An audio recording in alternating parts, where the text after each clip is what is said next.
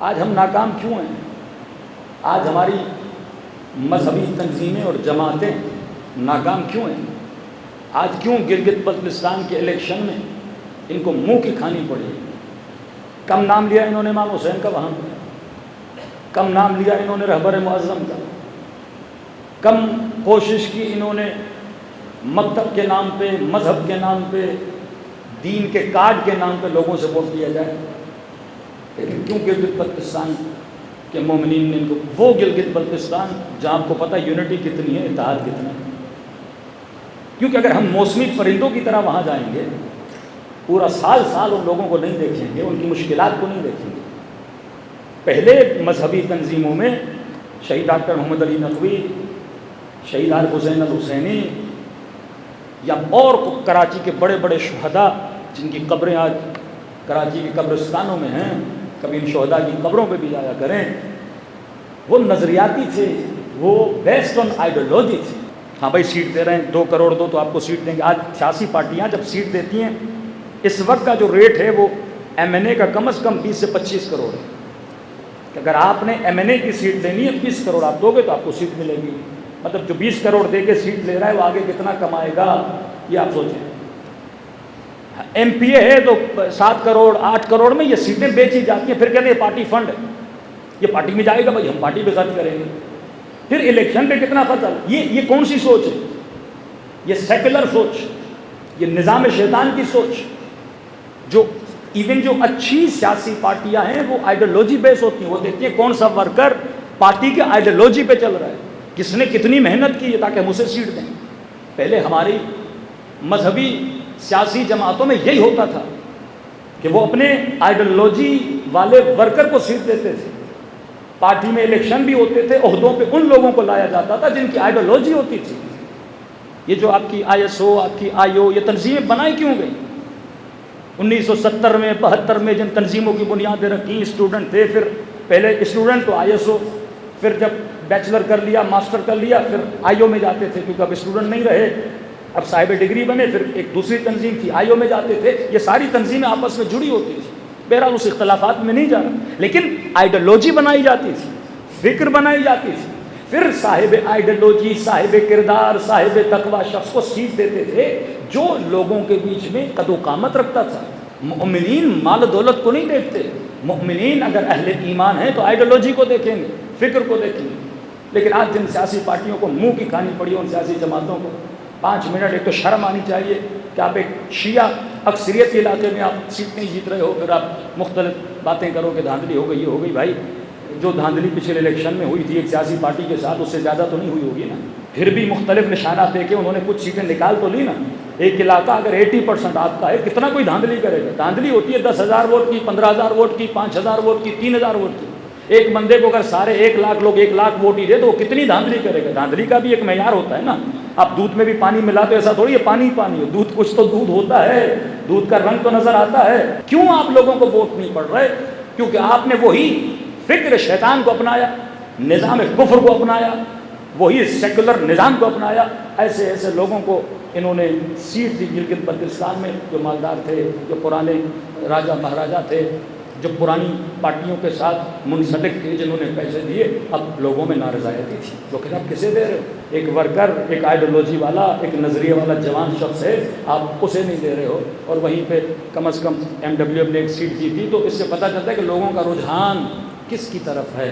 جب آپ سیٹ جیتتے ہو تو آپ کی حوصلہ افزائی بھی ہونی چاہیے کہ آپ نے کم از کم لوگوں کے درمیان وہ احساس پیدا تو کیا ہے۔ تو یہ ہم کیوں آج ایون اپنی سیاسی جماعتوں میں ناکام ہیں کہ کبھی بھی انسان اپنی غلطیوں کو نہ گنے۔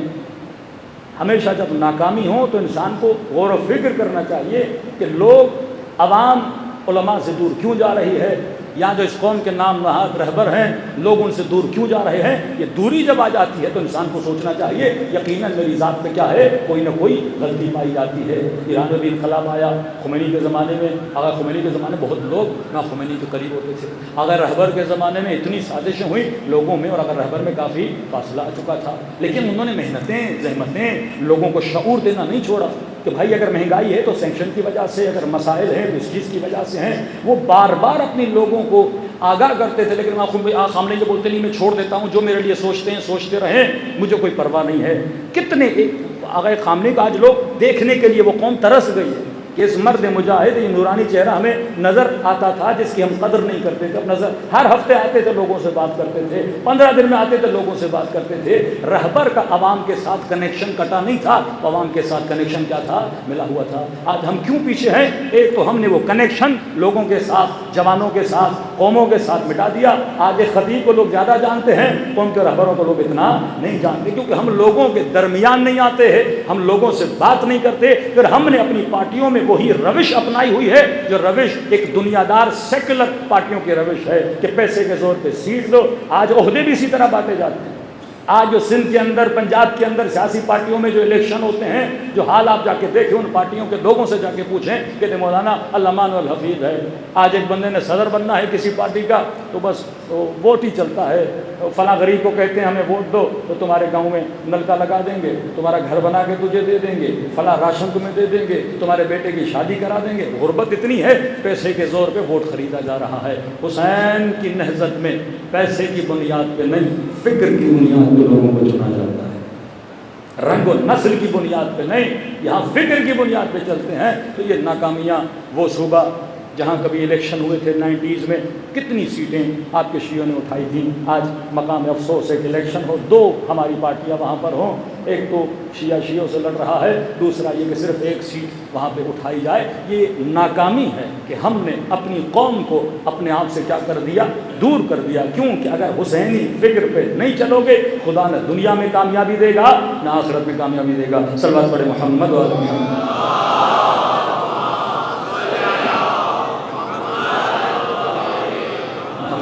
اجل فرجہم، یہ سرمایہ دارانہ نگاہ جس سے اہل بیت منع کرتے ہیں کہ آپ اپنے عزائم آئیڈیالوجی کی بنیاد پہ بڑھاؤ. مجلس امام حسین ہوتی ہے، کوئی نہیں کہتا فلاں سرمایہ دار کی مجلس.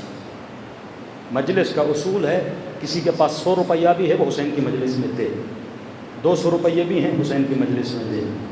عوام کے پیسے سے، سارے غریبوں کے پیسے سے مجلس اب عبداللہ حسین ہونی چاہیے، کیونکہ یہاں شرکت عمومی ہے.